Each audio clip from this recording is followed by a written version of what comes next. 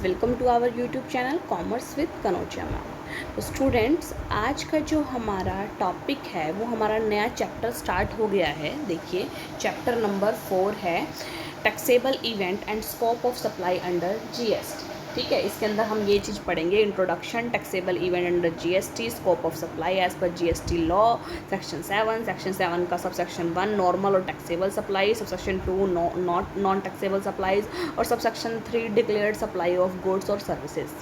Tax liability on a composite और a mix supply section 8 के अंदर आता है। फिर इसकी समरी एंड देन कीवर्ड्स है। तो देखिए, फर्स्ट ऑफ ऑल इंट्रोडक्शन देखिए, taxable event is very important matter in every tax law. मतलब कि टैक्सेबल इवेंट है क्या, यानी जब टैक्स लगना होता है।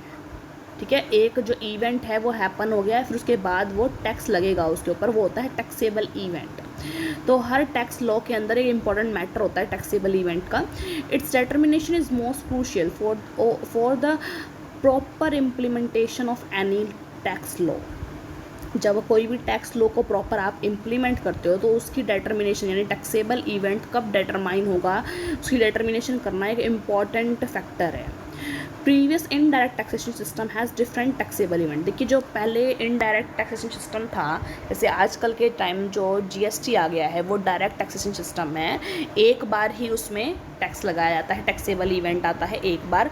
लेकिन जो पुराने वाला सिस्टम था इनडायरेक्ट टैक्सेशन सिस्टम, उसमें क्या था, जो टैक्सेबल इवेंट थे वो कई बार आते थे। ठीक है, तो यहाँ पर एक ये आप सिंपल से इंट्रोडक्शन में आप ये जो आपको डायग्राम बना के दे रखा है फ्लो चार्ट का, आप यहाँ से देख लीजिए।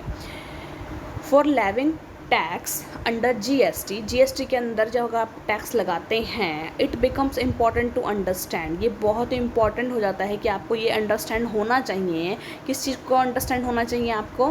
कंसेप्ट ऑफ टैक्सेबल इवेंट यानी सप्लाई, यानी कि टैक्सेबल इवेंट का जो भी कंसेप्ट है उसको पता होना चाहिए आपको। ठीक है, और स्कोप ऑफ सप्लाई, जो सप्लाई है उसका स्कोप पता होना चाहिए। अब देखिए, अब आ जाते हैं हम अपने मेन टॉपिक पे, टैक्सेबल इवेंट पे। तो देखिए, टैक्सेबल इवेंट क्या होता है, कब अराइज होता है। Taxable event is an event on happening of which tax liability arises. एक इवेंट के हैपन होने पर, हो जाने पर, जब टैक्स की लायबिलिटी, टैक्स का उत्तरदायित्व अराइज होता है, उसे टैक्सेबल इवेंट कहते हैं। It creates or attracts tax liability on and on happening of this event tax charge is fixed। यानी ये इवेंट हैपन होने के बाद जो टैक्स चार्ज है वो फिक्स है। Taxable event play an important role in any tax law as levy and collection of taxes based on happening of taxable event। बहुत इंपॉर्टेंट रोल प्ले करता है ये, क्योंकि levy and collection of tax जो है वो किसके ऊपर बेस होता है, टैक्सेबल इवेंट के हैपन होने पर बेस होता है। Tax can be imposed only on taxable event. Tax सिर्फ एक टैक्सेबल इवेंट पर ही लगाया जाता है। Simply taxable event is a point of time, यानी क्या एक टाइम का पॉइंट है जिसमें गुड्स ट्रांसफ़र हो रही है, सर्विस ट्रांसफ़र हो रही है, गुड्स एंड सर्विसेज दोनों ट्रांसफ़र हो रही है, तब जाके टैक्सेबल इवेंट क्या होता है, अराइज होता है। टैक्सेबल इवेंट में भी different from levy and collection of tax. जो टैक्सेबल इवेंट है ये टैक्स को लगाना और उसको कलेक्ट करना, इन दोनों से अलग पार्ट है। Levy and collection of tax में भी postpone for administrative convenience. Administrative convenience के लिए आप levy and collection of tax को तो पोस्टपोन कर सकते हो, लेकिन टैक्सेबल इवेंट को नहीं किया जा सकता। ठीक है, an event on happening of which tax liability arise taxable event कहलाता है। Taxable event in old indirect system में मल्टीपल टाइम हुआ करता था, मल्टीपल इवेंट्स होते थे, लेकिन taxable event under GST law के अंडर ये सिंगल इवेंट बन गया है। ठीक है, देखिए, अब taxable event in old indirect system दे रखा है। देखो, अब कितनी बार जो टैक्सेबल इवेंट आते थे ओल्ड वाले जो हमारा सिस्टम था ना, ओल्ड इनडायरेक्ट सिस्टम में, सबसे पहले एक्साइज ड्यूटी लगती थी, मैन्युफैक्चर और production of goods in India. ठीक है, ये टैक्सेबल इवेंट होते थे। जब या तो किस चीज़ की मैन्युफैक्चरिंग हो रही है, प्रोडक्शन हो रही है गुड्स की इंडिया के अंदर, तब एक्साइज ड्यूटी लगती थी। सर्विस टैक्स देखिए, provision of services in taxable territory. Taxable territory के अंदर जब वापस आप सर्विस ले रहे हो तो सर्विस टैक्स लगता था। ठीक है, कस्टम ड्यूटी कब लगती थी, गुड्स इंपोर्टेड इनटू और एक्सपोर्टेड फ्रॉम इंडिया।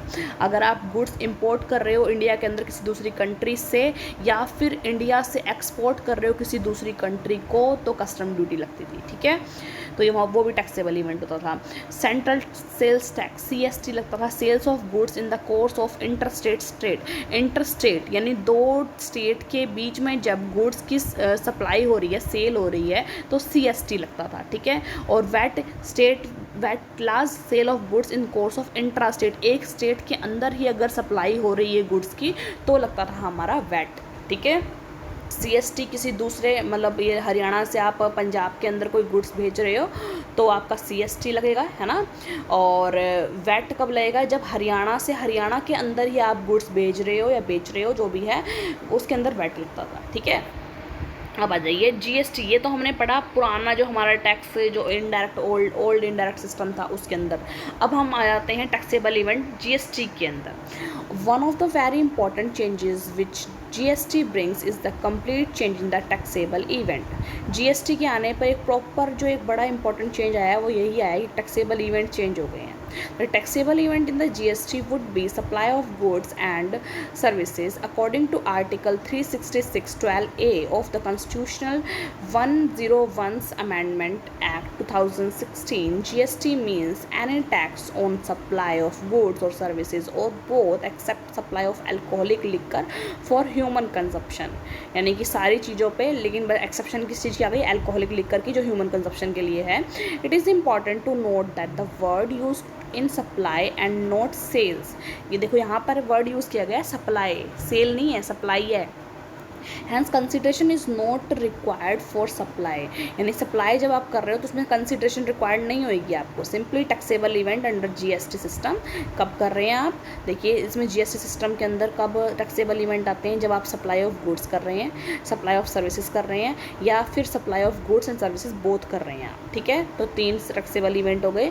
दस under the new GST system taxable event under old indirect system under excise duty manufacture. और देखो पुराने सिस्टम में क्या होता था, अंडर एक्साइज ड्यूटी में मैन्युफैक्चर और production of goods in India, service में जो प्रोविजन ऑफ सर्विसेज की टैक्सेबल टेरिटरी के अंदर, और वैट और CST लगते थे सेल्स ऑफ गुड्स के टाइम पे, ठीक है। विल बी अबॉलिश्ड, ये ख़त्म कर दिए गए हैं, देखो ये अबॉलिश कर दिए गए हैं, एक मिनट, ये जो ये सारे हैं ये अबॉलिश कर दिए गए हैं, विल बी अबॉलिश, ठीक है। And only taxable event under new GST system is supply of goods and services. So in the present GST law, a single taxable event supply would replace multiple taxable event manufacture, provision of services and sale etc. as prevalent in the existing tax system।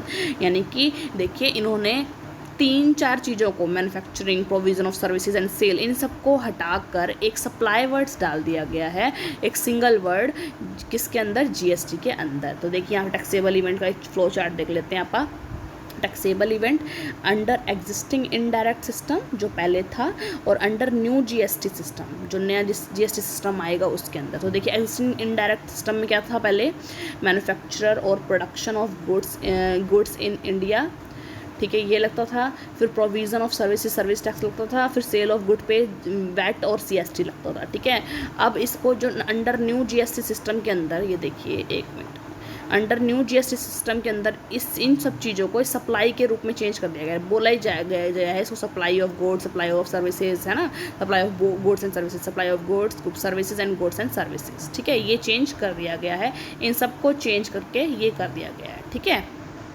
तो ये हो गया हमारा आज का जो video का topic, taxable event क्या होते हैं। बहुत इंपॉर्टेंट है, आपसे 4 मार्क्स में भी क्वेश्चन पूछा जा सकता है कि टैक्सेबल इवेंट क्या होता है। तो टैक्सेबल इवेंट जब आप डिस्क्राइब कर रहे हैं तो आप पहले बता देंगे टैक्सेबल इवेंट जो पुराना हमारा सिस्टम था उसमें मल्टीपल टैक्सेबल इवेंट होते थे, लेकिन GST के अंदर सिंगल आ गए हैं। और जो टैक्सेबल इवेंट आप ओल्ड एंड डायरेक्ट सिस्टम के बता दोगे, एक्साइज ड्यूटी लगती थी, सर्विस टैक्स लगता था, कस्टम ड्यूटी लगती थी, सेंट्रल सेल्स टैक्स लगता था, वैट लगता था। लेकिन आज के टाइम में सिर्फ एक चीज़ आ गई है, सप्लाई में चेंज कर दिया गया है उसको, supply of goods services and goods and services both, ठीक है।